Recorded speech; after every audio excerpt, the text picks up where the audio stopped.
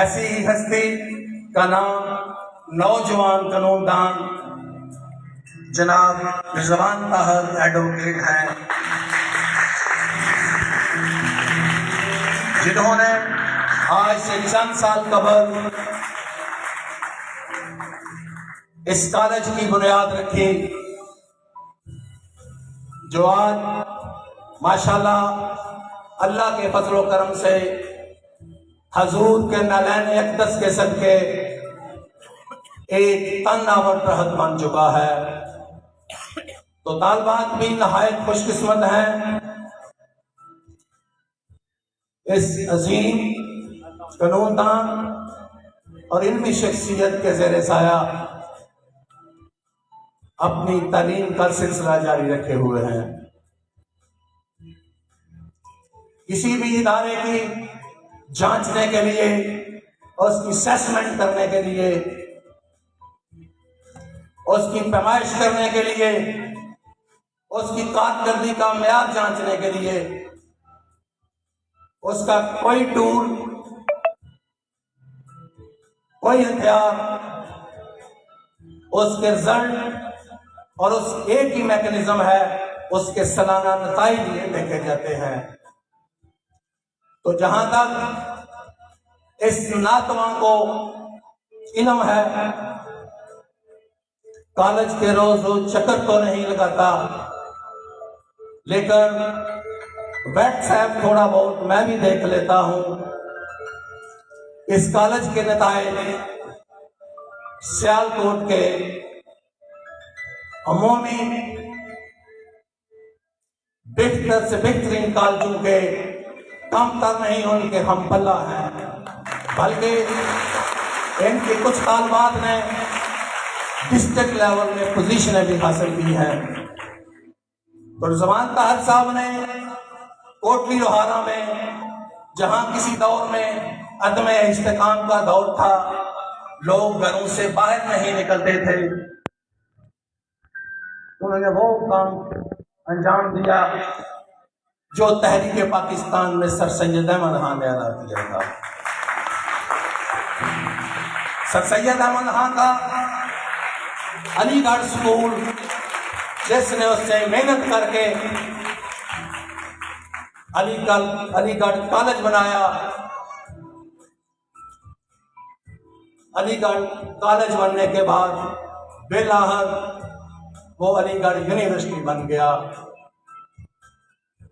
तो हमारे इस भाई ने भी मेहनत, दयानतदारी के साथ, लगन के साथ मेहनत करते हुए इस तारे को चार चांद लगा दिए हैं। तो मुझे लग रहा है कोटली लोहारा समेत गिरदोनवा में शायद ही कोई ऐसा घर हो जहां से हमारी बहन और बेटी इनकी इस तलीमी याबयारी की वजह से MA MSc की डिग्री होल्डर ना हो। तो साथ से भी गुजारिश करता चलो,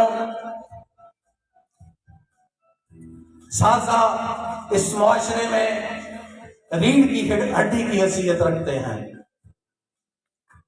वकला भी सामने बैठे हुए हैं, डॉक्टर की गलतियां, डॉक्टर भी होंगे, डॉक्टर की गलतियां कब्रिस्तानों में दफन हो जाती है। इंजीनियर्स की गलतियां गारे और मिट्टी तले दबकर अपनी आखिरी सांसें लेती हैं। वकाला की गलतियां फाइलों में खो जाती हैं। सियासतदानों की गलतियां लोगों के दिल रुबा और दिल लवेज नारों की वजह से हवा में तहलील होकर रह जाती हैं। साथ की गलतियां किसी कौम को बनाने और बिगाड़ने में अहम किरदार अदा करती हैं। अगर साजा गलती करें तो कौम का चेहरा मस्क हो जाता है। साजा कराम पर बहुत बड़ी जिम्मेदारी है। इस नौजवान नस्ल को ज़ेवर तरीम से रास्ता करने में अपना भरपूर किरदार अदा करें। खुदा करे ये कोहरे ग्राम आया इल्म के मतलाशियों को अपनी ज़ियापाशियों से मुनव्वर करता रहे। जो पौधा इसने लगाया है वो फले फूले और तरक्की करे। उम्मीद वासिफ है कोटली लोहारा का ये नौजवान आपकी तवक्कुआत पर पूरा उतरेगा। वक्त की तवालत मिस मीना के दिए हुए मिनट और आपकी बेचैनी मुझे रुकने पर मजबूर कर रही है। फला फूला रहे या रब चमन मेरी उम्मीदों का, जिगर का खून देकर ये बूटे मैंने पाले हैं। अल्लाह हम सब का हामी और नासर हो। पाकिस्तान जिंदाबाद। कायदे आज़म पाइंदा।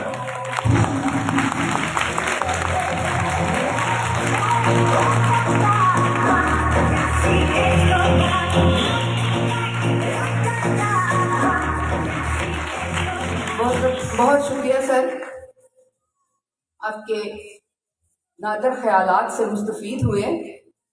प्रोग्राम को आगे चलाने से पहले मैं सहाफ़त के मैदान से आए हुए हमारे मुअज़्ज़ज़ मोहतरम मेहमान यूनियन ऑफ जर्नलिस्ट की सारी टीम को खुशामदीद कहती हूँ। कानून की दुनिया से तशरीफ़ लाए हुए मोहतरम जनाब मलिक इम्तियाज़ एडवोकेट साहब, मलिक मुक़द्दर एडवोकेट साहब, मलिक स्नैन तारिक एडवोकेट साहब को खुशामदीद कहती हूँ। मोहतरम सर असद साहब ग्रेट अकेडमी से तशरीफ़ लाए, इन्हें खुशामदीद कहती हूँ। जनाब कामरान सलहरी साहब को खुशामदीद कहती हूँ। मोहतरम सर शहजाद तूर साहब को खुशामदीद कहती हूँ। और फिर इस बात का इजहार बड़ी खुशी के साथ करती हूँ कि आज का ये गुलदस्ता खूबसूरत फूलों और रंगारंग खुशबुओं से सजा हुआ है। मैं बहुत ज़्यादा वक्त नहीं लूँगी। हम अपने आखिरी मुकर्रर को बुलाने जा रहे हैं। उसके बाद जिसका आपको बेचैनी से इंतज़ार है, हमारे मेहमान खुसूसी इज़हार ख्याल करेंगे और जिस सिलसिला में हम सब यहाँ मौजूद हैं, इनामात वो तकसीम किए जाएंगे। तो अब मैं जिस हस्ती को इज़हार ख्याल की दावत देने जा रही हूँ, यकीनन आप सब उनके बुलावे पे यहाँ आए, उनकी मोहब्बतों को खराज तहसीन पेश करने आए, उनकी मेहनत को सराहने आए। ऑक्सफोर्ड गर्ल्स कॉलेज उनकी मेहनत, उनकी इल्म दोस्ती का मुँह बोलता सबूत है। यकीनन आप उनके इजहार ख्याल सुनेंगे, आप उनके इजहार बयान से वाकिफ़ भी हैं कि शायर कहता है, तू बोल उठे तो लफ्ज़ खुशबू, तू सोच ले तो ख्याल खुशबू, तेरे तकल्लुम से बन गया है आवाज़ खुशबू, सवाल खुशबू, जवाब खुशबू। और चूँकि ये हमारे कारवां के मीर हैं, तो इन्हीं के लिए निकाह बुलंद सखन दिल नवाज जा पुरसोस, निकाह बुलंद सखन दिल नवाज जा पुरसोस, यही है रख्ते सफर मीर कारवां के लिए। खड़े होकर भरपूर तालियों में इस्तकबाल कीजिए प्रिंसिपल ऑक्सफोर्ड गर्ल्स कॉलेज मोहतरम जनाब मिसबाह साहब। बहुत ही हसीन आपकी माशाल्लाह, अल्लाह झूठ न बुलवाए।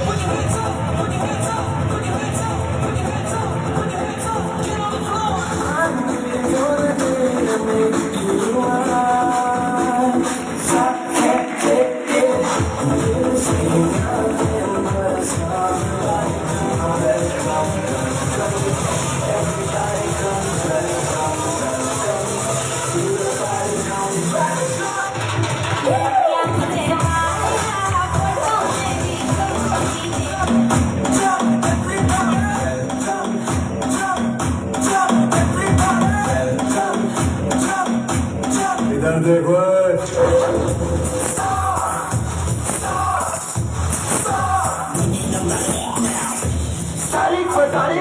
तारीख मिलती रही है, लेकिन इंसाफ नहीं मिला मेरा। बिस्मिल्लाहिर्रहमानिर्रहीम। मुअज़्ज़ज़ मोहतरम मेहमान खुसूसी मोहतरम सलीम साहब, चेयरमैन जुमैक्स इंस्ट्रूमेंट्स, मोहतरम जुवेद लोकर साहब, सैयद रफ़ाकत अली गिलानी साहब, तारिक तैयब साहब, गुलाम बास्तूर साहब, मिर्ज़ा अजमत साहब, मलिक इम्तियाज़ एडवोकेट साहब, मलिक मुक़द्दर साहब, मलिक हुसैन साहब, माओ बहनों बेटियों, अस्सलाम वालेकुम। इस साउंड वाले साहब हैं तो ज़ाहिर है इन्होंने हमें इंजॉयमेंट भी साथ करवानी है, तो वो कह रहे हैं कि मिलती है तो तारीख पे तारीख। तो मोहतरम यहाँ बहुत से वकील बैठे हुए हैं, अगर तारीख ना मिले तो हम वकीलों का क्या बनेगा।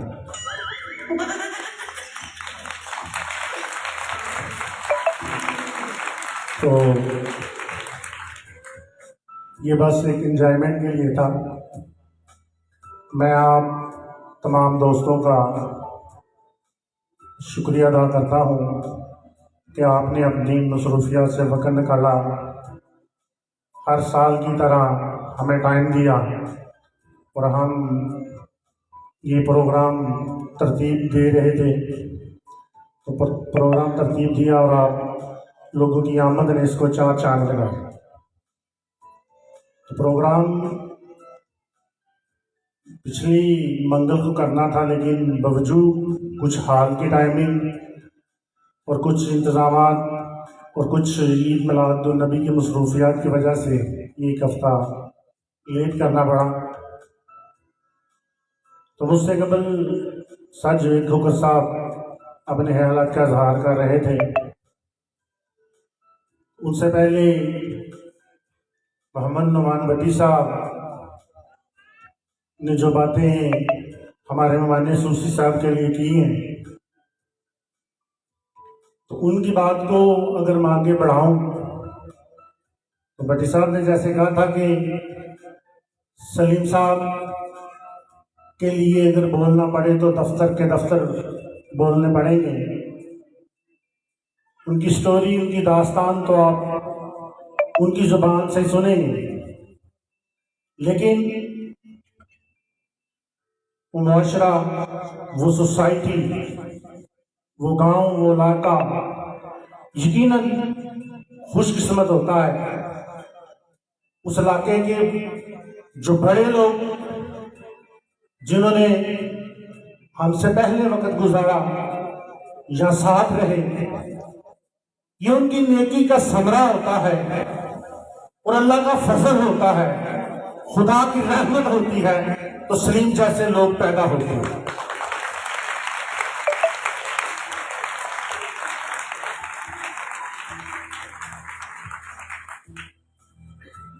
तैयब साहब तरबियत की बात कर रहे थे, तलीम और तरबियत की बात कर रहे थे, इल्म और अदब की बात कर रहे थे।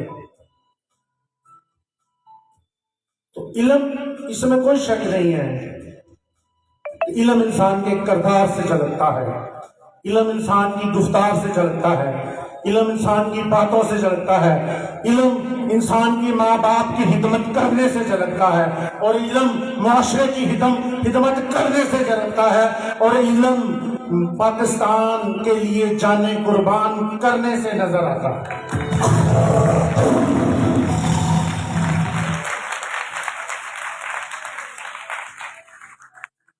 तरबियत, हम जब पढ़ते थे तो तरबियत का ये आलम होता था। चूंकि कॉलेज की तकरीब है तो मेरे साथ इम्तियाज साहब बैठे हुए हैं, एडवोकेट, ये मेरे क्लास फेलो हैं, शराब तूर साहब हैं, ये क्लास फेलो हैं, और दोस्त हैं। तो हमें लतीफ़ साहब पढ़ाते थे, गफूर साहब पढ़ाते थे, इसरार साहब पढ़ाते थे। तो जब हम पढ़ते थे तो उनको देख के हम जो है ना एहतरामन जहाँ होते थे वहाँ खड़े हो जाते। अगर सड़क में मिल गए तो अगर सड़क, हम साइकिल चला रहे हैं तो साइकिल से उतर जाते थे, अगर बाइक चला रहे हैं तो बाइक से उतर जाते थे, खड़े होकर उनका एहतराम करते थे। और इतनी जुर्रत नहीं थी होती कि जनाब उनके सामने हम उफ भी करें, इतनी जुर्रत नहीं थी होती। आज तो माशाल्लाह स्टूडेंट्स नीचे से पढ़ के आते हैं तो जब आगे बात करते हैं तो वो अपना वक्त याद आता है कि हम कैसे उस्ताद का एहतराम करते थे, कैसे उस्ताद की इज्जत करते थे, कैसे जो है ना उनसे हम बर्ताव करते थे। तो अगर आज हम इस मकाम पर खड़े हैं तो ये हमारे टीचर्स की बदौलत है, हम कुछ नहीं थे।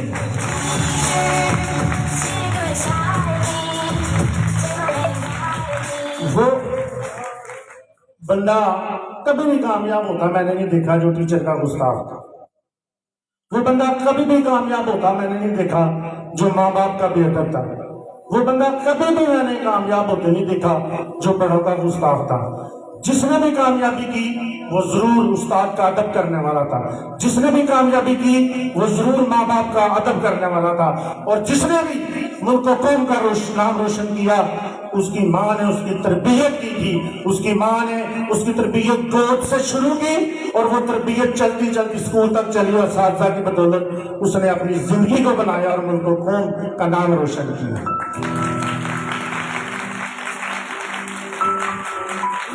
अगर टीचर एक बात अपने ज़हन में बैठा लेता है तो उसको जो कुछ आता है, उसको जितना आता है, जितनी उसकी काबिलियत है, उसके स्टूडेंट्स की कम से कम काबिलियत उतनी होनी चाहिए, ताकि जब वो चले, जब वो बात करे, जब वो लिखे, जब वो बोले तो पता चले कि ऑक्सफोर्ड गर्ल्स कॉलेज के स्टाफ के पास पढ़ा है।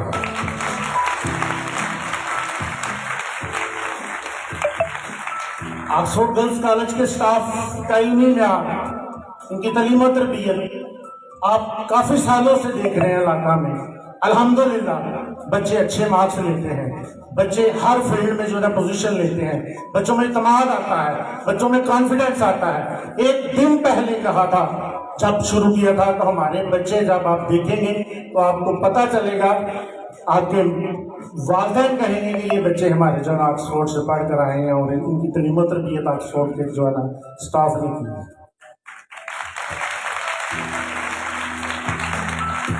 हमेशा अच्छा रिजल्ट दिया उसके मैं स्टाफ को मुबारकबाद पेश करता हूँ। मैं चूँकि खसूसी खिताब तो हमारे चीफ गेस्ट ने करना है, आपके और उनके दरमियान हायल नहीं होना चाहता। बातें तो बहुत ज़्यादा हैं, बंदा करता जाए तो चलती जाती है बात। वो लोग, वो माएँ, वो जो आए हुए हैं पेरेंट्स, जिनके बच्चों ने लैपटॉप लेने हैं, जिनके बच्चों ने शील्ड्स लेनी है, जिनके बच्चों को प्राइज मिलना है, तो ये हालस्तन मेरिट की बुनियाद पर होता है।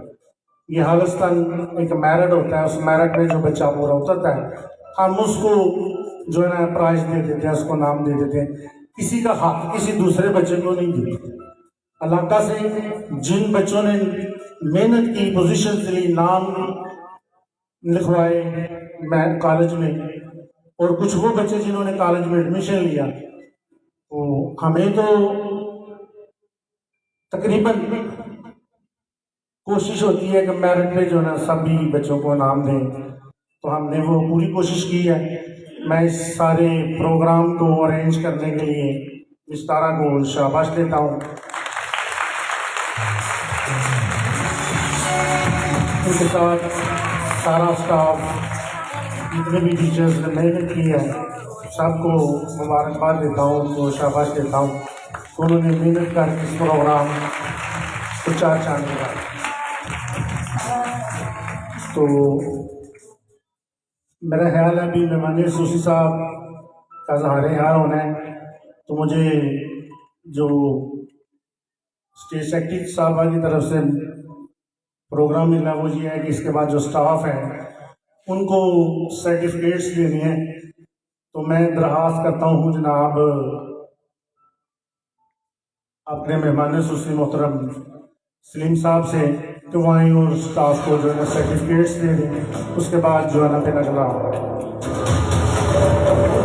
इस्तेमाल किया हमारे आज के मेहमान सूसी मोहतरम चेयरमैन जुबैर सलीम साहब।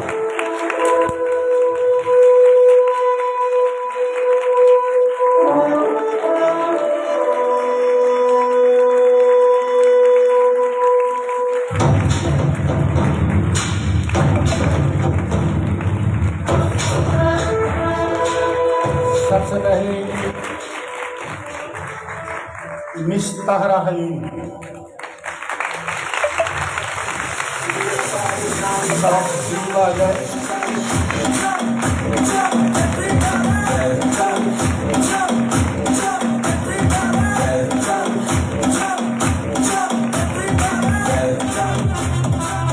Sadia, lecturer miss Sadiqa, lecturer miss Tashfa, lecturer miss Dinish, lecturer miss Afifa, lecturer miss Asma Usman, lecturer miss Sahar Bashir,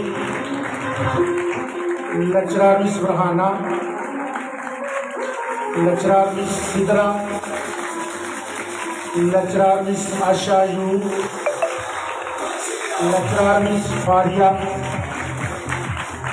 और लेक्चरर सर अली और लेक्चरर सर वफा साहब और लेक्चरर मिस समीना साहब।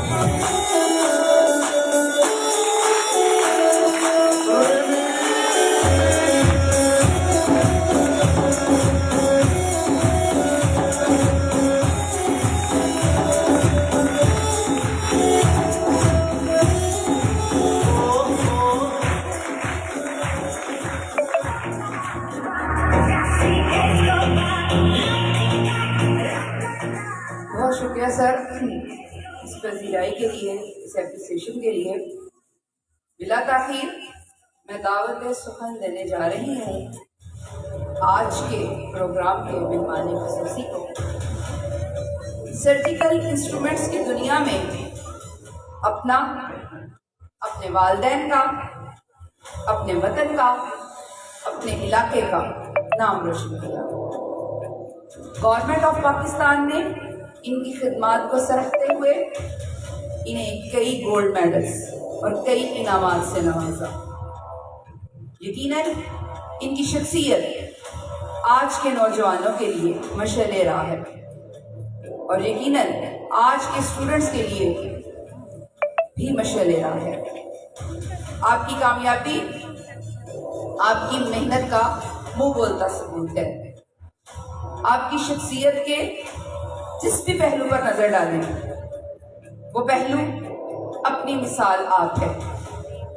अब चाहे हुनर का मैदान हो, खेल का मैदान हो, तालीम का मैदान हो या फलाह व बहबूद का कोई मैदान हो, हमेशा अपने इलाके की जानी माली मावनत के लिए आपके दरवाजे खुले रहे।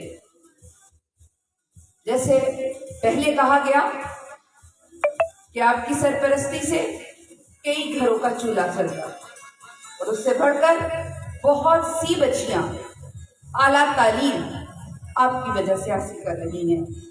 यकीनन आपकी शख्सियत धूप में छांव की मानी, आपकी शख्सियत मुश्किलात में आसानियों की मानी, दरियाओं में गोहर की मानी, दुआओं में असर की मानी और अंधेरों में चरागा की मानी है। और आपकी हमारे साथ शक्ल उसको देखते हुए कुछ अशार आपकी नजर। हजूम देख के रास्ता नहीं बदलते हम, हजूम देख के रास्ता नहीं बदलते हम, किसी के डर से तकाजा नहीं बदलते हम। हजार जेर कदम रास्ता खारों का, हजार जेर कदम रास्ता खारों का, जो चल पड़े तो इरादा नहीं बदलते हम। इसीलिए तो नहीं मोतबर जमाने में, इसीलिए तो नहीं मोतबर जमाने में कि रंग सूरत दुनिया नहीं बदलते हम। हवा को देख के जालिब मिसाल हम असरा, हवा को देख के जालिब मिसाल हम असरा, बजा ये जोम हमारा नहीं बदलते हम। भरपूर तालियों में इस्तकबाल कीजिए आज के मेहमान खुर्सी चेयरमैन जुमेस इंस्ट्रूमेंट मोहतरम मोहम्मद सलीम साहब। आपकी भरपूर तालियां।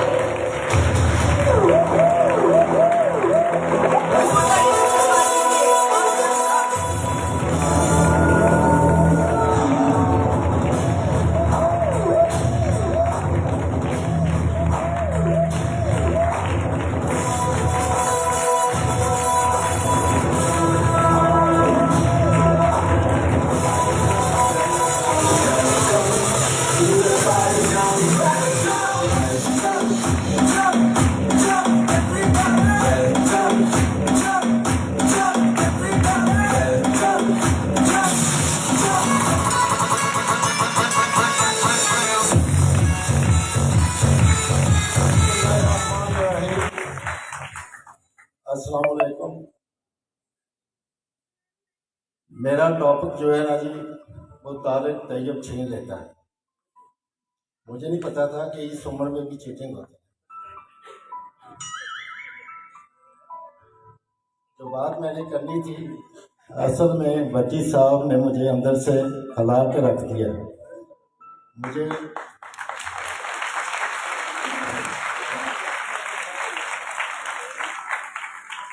मुझे अफसरदा कर दिया।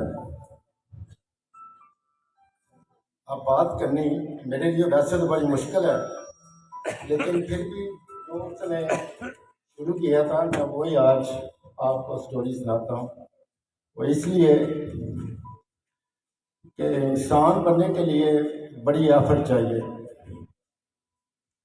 और वो एफर्ट मैंने की अपनी माँ से मिलकर।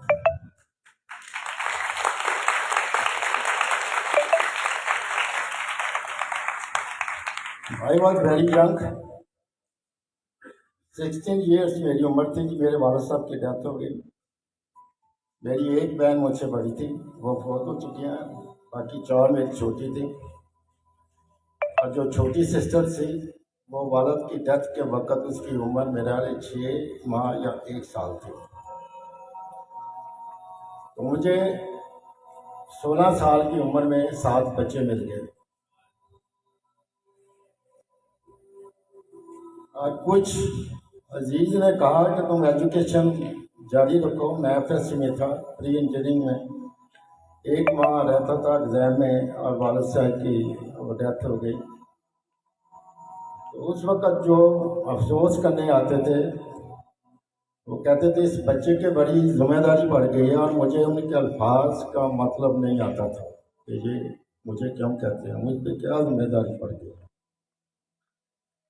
वक्त थोड़ा सा गुजरा जी, गुर्बत की आखिरी सतह देखी जी। मुझे ये मजायका नहीं है बात करने में कि हमने एक अजीज से 10 रुपये मांगे उस दौर में, तो उसने नहीं दिए थे कि ये दे नहीं सकते।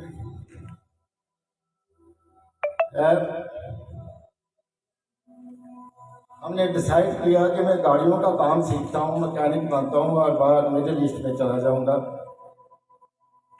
मैंने वो 2-3 माह काम किया। हमारा जो इंजीनियर था वो हमारा अजीज़ था, वो 2-3 माह बाद कहने लगा कोई ऐसा काम है जो तुम कर लो अपना। मैंने कहा मैं तो कोई काम नहीं जानता।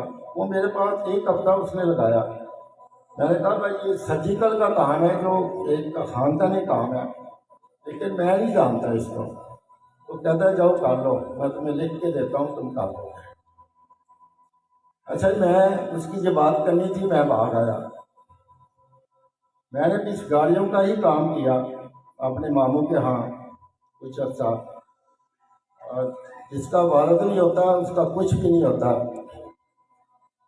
वो मामू भी मेरा वो अजीज ना साबित हुआ जो एक यतीम के सर पे हाथ रखता है। मेरे पास जब कोई चॉइस न रही तो मैंने ये सर्जिकल का काम की ठानी। मुझे नहीं पता लोहा क्या होता है, रेती क्या होती है, हथौड़ा क्या होता है। मैंने 2 साल अकेले काम किया मैंने जो पहला काम किया था मार्केट के लिए वो 30 रुपए का था जी। I remember it. मुझे मामू ने ही अपनी फैक्ट्री में एक कॉर्नर दे दिया था, क्योंकि हमारे वालिद साहब उस फैक्ट्री के 25% के शेयर होल्डर थे। मैंने फर्स्ट वो एम्प्लाई रखा, तो उन्होंने मेरे जो औजार थे या अड्डे कह लें, वो उन्होंने खाड़ दिए थे कि अगर ये बंदे रख लेगा तो इसको निकालेगा कौन, ये तो पक्का हो जाएगा। तो मैंने मेरा हाल 7-8 साल एक गाड़ी के गराज में काम किया हुआ है जी। That was my beginning. 3 साल मैंने उस काम को समझने में, जानने में लगाए, और मैक्सिमम 4 साल कह लें।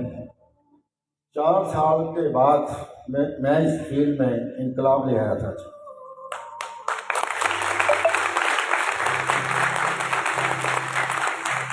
और वो चचा जो 6-7 वर्कर्स के साथ शायद 50 पीस डेली फिनिश करते होंगे, मैं 4-5 वर्करों के साथ 1000 पीस डेली फिनिश करता था।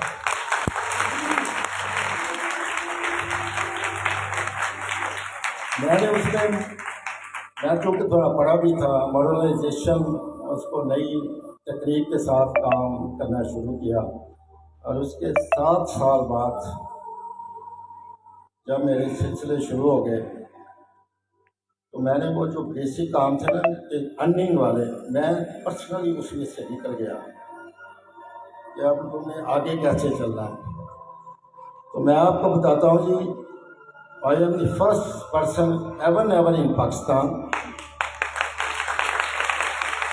जिसने माइक्रो सर्जिकल इंट्रोड्यूस कराए थे अपनी रीजन से।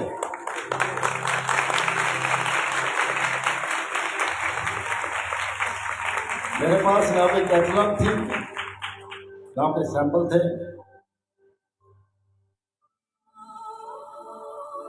पता नहीं कि वो कौन सा साल था जब मैंने फर्स्ट टाइम एग्जीबिशन पे स्टॉल लगाया था, और उसके 1 साल बाद ज़ियाउल हक साहब ने एक कॉन्फ्रेंस की ओपनिंग की थी, तो वो चीफ गेस्ट थे।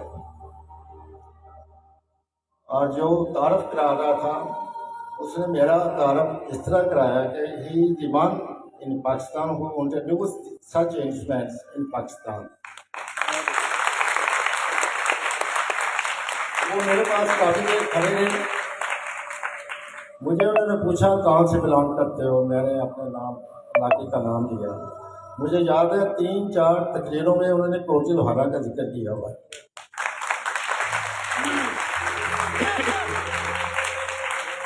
एक ऐसी ओपनिंग थी जिसमें डॉक्टर अब्दुल कदीर खान इनवाइटेड थे, तो उन्हें भी कहा गया कि कदीर साहब आप अपनी फील्ड के मास्टर हैं, we are proud of you.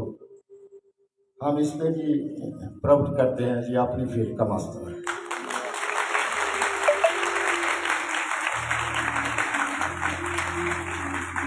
ये सारा सफ़र तय करते हुए मैं जो आपको तालीम की शक्ल में बताना चाहता हूँ कि मैं अगर 6 बजे काम पे जाना है, और ये मैं सच बोल रहा हूँ कि मैं 6 बजे चला जाता था। मैं अगर 5:45 बजे उठता हूँ, मेरी माँ को पता था ये 15 मिनट लगाएगा तैयार होने में, और ये तय था, ये बात आपने गौर करनी है, ये तय था कि ये 15 मिनट में तैयार होगा। ठीक 14 मिनट बाद उन्होंने नाश्ता टेबल पे लगा दिया होता था। इंसान है, ये ज़रूरी नहीं है कि वही टाइम पे ही हर काम। कभी कभार जब नाश्ता लेट होता था, वहाँ जहाँ रोटी तवे पे होती थी, तो मैं नाश्ता नहीं करता था, तो मुझे उन्हें बुलाते रह जाना है, पाकी पाकी पाकी आ गई। मैंने कहा नहीं, आज मुझे भूख नहीं है। तो I never waste even a 1 minute. मैंने इस बंदे से खड़े होकर सलाम अलैकुम लेनी है, मैंने उसे नहीं देखा। अगर मैं उसको देखूंगा मुझे रुकना पड़ेगा, मैंने रुकना नहीं है जाते हुए। मैं पैदल आता जाता था, मोटरसाइकिल इस्तेमाल नहीं करता था। और जिसको चलते हुए सलाम करनी है तो वो सलाम लेता था, अदरवाइज नहीं लेता था। और बड़ी लंबी स्टोरी है, मुझे वाकई महीनों वाली स्टोरी है। जब मेरी शादी हुई तो मैं डेली सोने से पहले अपना एनालिसिस करने वाला बंदा था। मैंने अपनी बेगम को कहना कि तुमने हाफ एन आवर कमरे में नहीं आना। मैंने वो हाफ एन आवर अपने अल्लाह से बातें करनी है, जो मैंने दिन गुजारा होता है, इसकी दानिस्ता गैर दानिस्ता गुफ्तगू की भी माफ़ी तलब करनी है। हरकत तो बंदा बोलता ही नहीं है, मैं अपनी गुफ्तगू की भी माफ़ी मांगता हूँ। पूरे नेक्स्ट दिन का प्लान करता था, उस प्लान के मुताबिक मैं कभी किसी को मिलता नहीं था। मेरे जाने वाले भी थे, दोस्त अहबाब भी थे। अगर उन्हें पता है कि ये बैठ के काम कर रहा है तो उन्हें पता है ये सर भी ऊपर नहीं करेगा, तो उन्होंने दूर से अस्सलाम वालेकुम करके चले जाना, शाम को मिलेंगे। तो ये चीज़ें कोई भी अपना सकता है, नोबडी नोज़ कि कल क्या होना है। मेरा बेटा इंग्लैंड से पढ़ा हुआ है, उसने इंजीनियरिंग की हुई है विद मैनेजमेंट। 16, 17, 18, 19, 20 साल तक मैंने उनसे कहा मेरे पे तकिया ना करना, अगर तकिया करेगा तो मर जाएगा।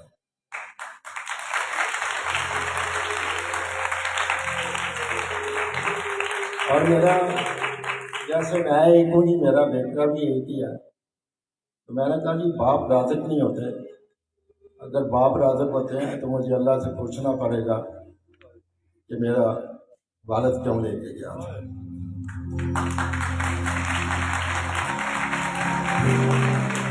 तो उसके ज़हन में जो खिस थी ना जी, वो मैंने काट दी बिल्कुल। अब वो मैच्योर हो गया, पाकिस्तान आया, मैंने उसे गाड़ी लेके दे दी। मैंने कहा पेट्रोल के पैसे तब मिलेंगे जब तू बताएगा कि तू कहाँ गया था, अदरवाइज नहीं। डू यू बिलीव इट कि मैं उसे 200 रुपया भी देने पे एग्री नहीं होता था। यानी तुम्हें पहले उधर थोड़ा सा वक्त, इतना पेट्रोल इतना महंगा नहीं था। आप जो शुरुआत करते हैं जिंदगी की, ज़्यादा जिम्मेदारी घर वाली औरतों की होती है। आज आपकी कुछ माएँ भी बैठी हुई हैं, वो भी चाहते होंगे कि हमारे बच्चे जो है हमारे लिए इज्जत का बाइस बने।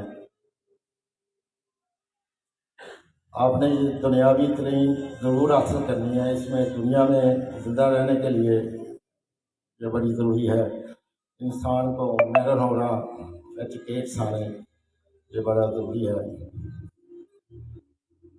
इसके साथ प्रैक्टिकली होना, दीन के साथ लगाओ। अगर नहीं है तो फिर आप अधूरे रहेंगे। आपने, मैं बड़ी मुश्किल बोल रहा हूँ जी,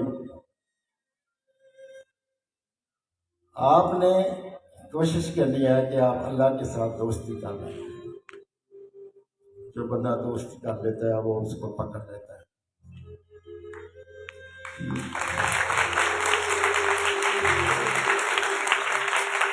मैंने आज से 4-5 साल पहले मैंने अपने बेटे से, एजुकेटेड पर्सन है, मैंने कहा यार वो प्रॉफिट की समझ नहीं आती, पता नहीं पैसे किधर जाते हैं। मुझे कहते हैं वो हर साल प्रॉफिट एंड लॉस निकालते हैं। तो मैंने उसकी इस बात का जवाब ना दिया। उसने इस बात को याद रखा उसने फिर महीने 2 बाद फिर रिपीट की।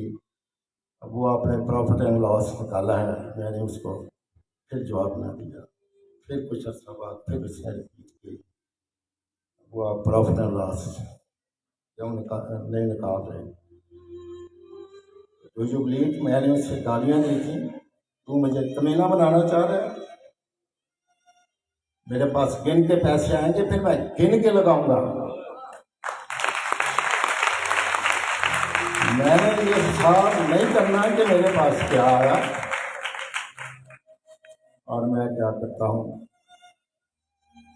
मैंने जो दौर देखा हुआ है तो बड़ी तंगी का दौर है जी। लोग मसाल लेते हैं, ये सूखी रोटी और ये वो सारा हमने वो खाई हुई है। मेरी माँ ने वो सूखी रोटी जो है ना पानी में नरम करना, फिर उसके तवे पे उसको पानी में क्या गीली करके उसको तवे पे नरम करना। और आप मानेंगे कि मैं आज भी यही करता हूँ।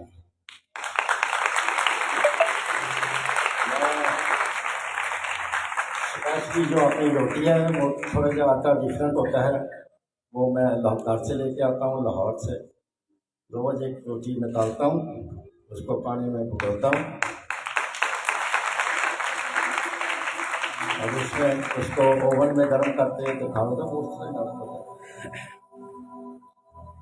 मैं जो लड़कियां भी मेरे पास होती है जी, काम करने वाले, जो मेरा खाना देख लेता है फिर वही खाता है जी, मैं शायद काम नहीं खाता हूँ। मैं अपने रेफरेंस से अल्लाह के पास ये शिकायत नहीं जाने दूंगा कि he can afford it, he can not.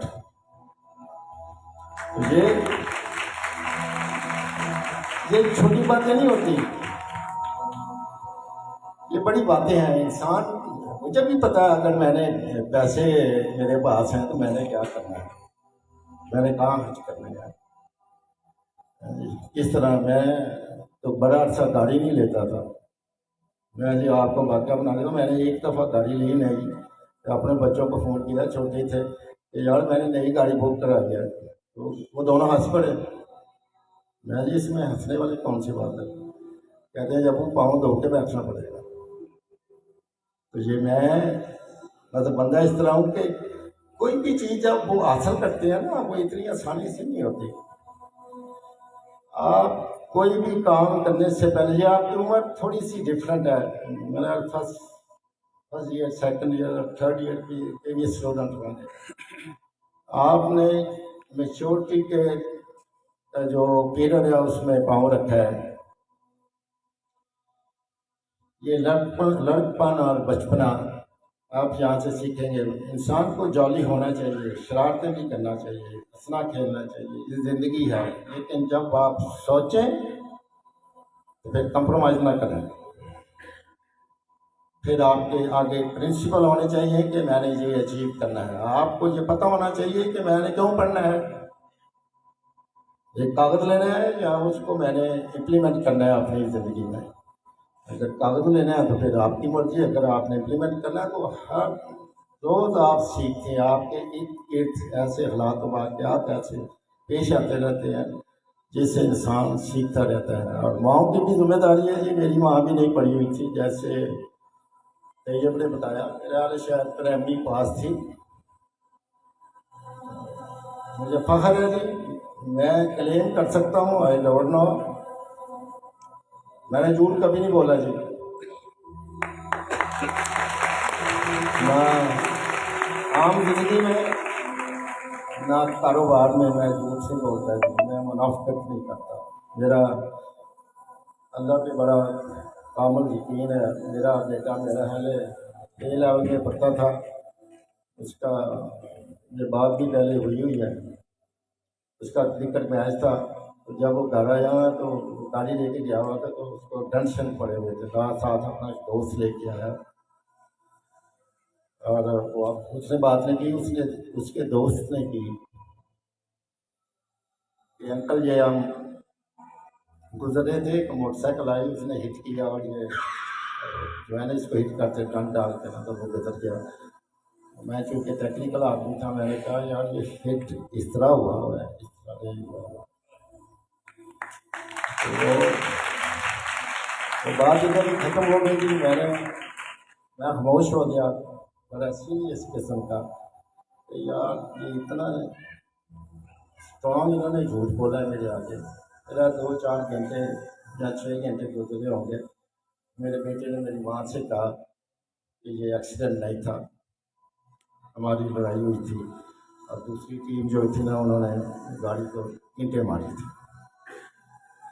मैंने तो उस वक्त उससे बात की थी जी, मैं वो बताने लगा हूँ।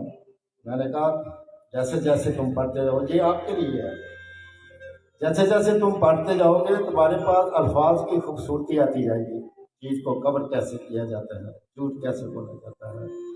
और जो गरीब आदमी अनपढ़ वो उसके पास तो अल्फाज नहीं होते, वो बेचारा बात करता है तो उसी वक्त पता चलता रहता है कि ये झूठ बोल रहा है। और जो एजुकेटेड होता है वो ज़रा उसको लपेट लुबाट लेता है, पता नहीं चलता। मैंने कहा तुम आज झूठ बोलो, उसको कवर कर जाओ।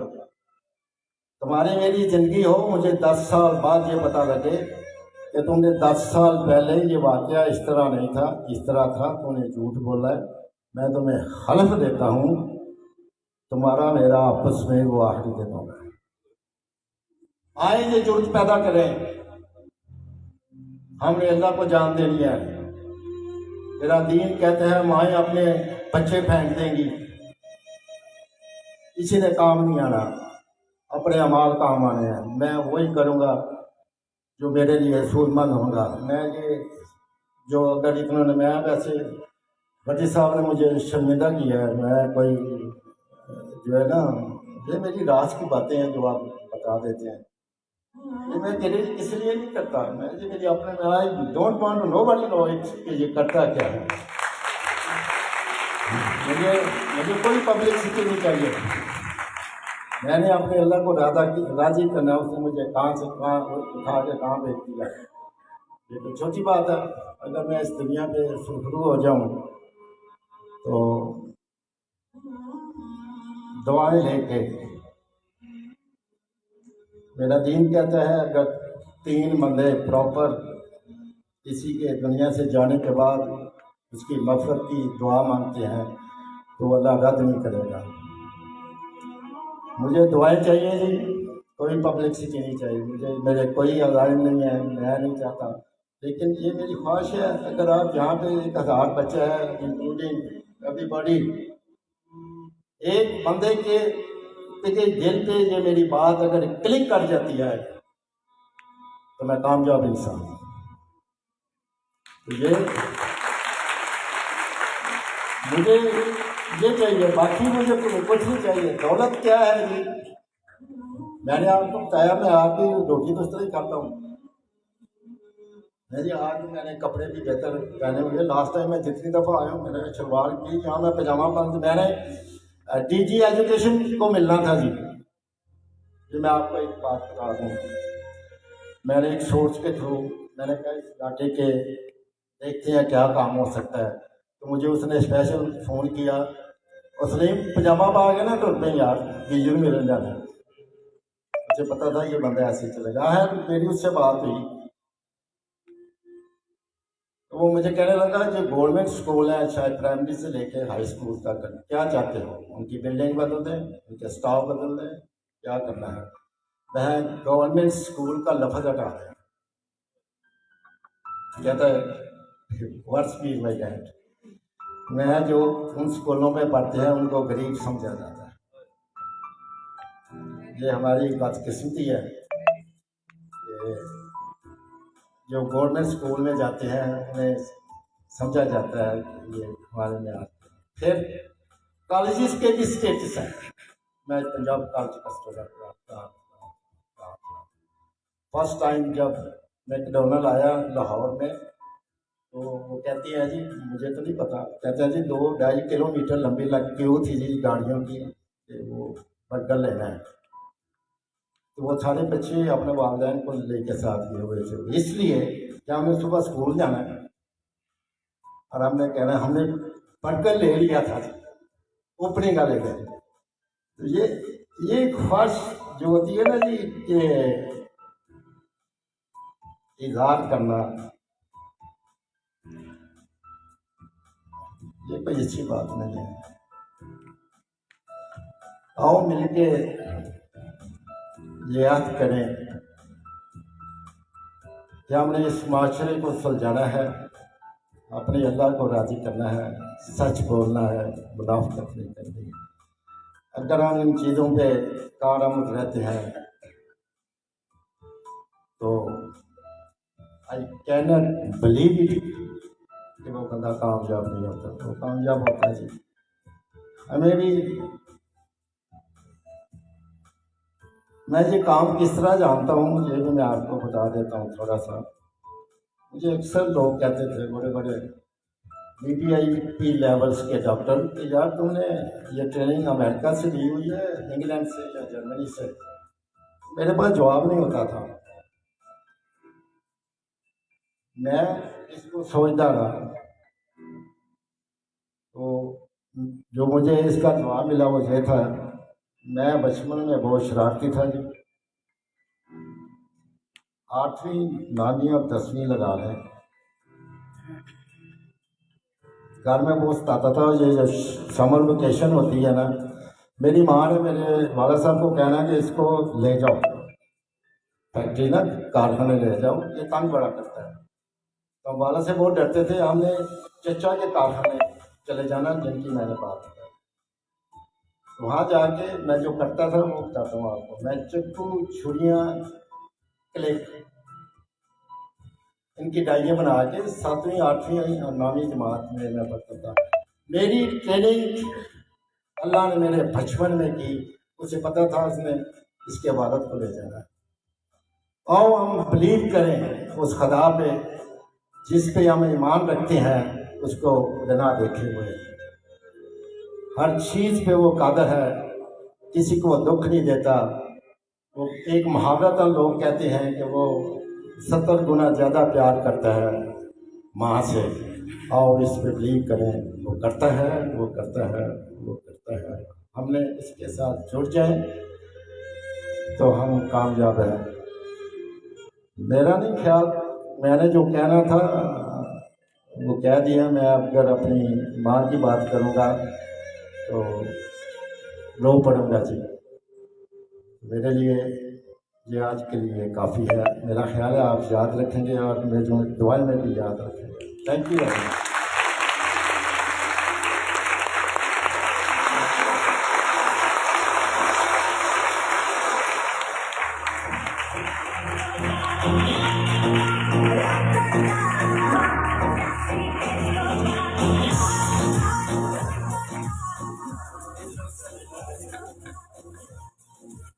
इनामात का सिलसिला शुरू करते हैं। आज की जो तकरीब है, आपने मेहमान सुसी की तकरीर सुनी, प्रोग्राम देखे, टैबलो देखे, स्पीचेस सुनी, तो मेरा ख्याल है सब ने अपनी तरफ से अच्छा परफॉर्म किया। लेकिन अब तक की बेहतरीन परफॉर्मेंस जो है ना, ये मेहमान सुसी की स्पीच थी।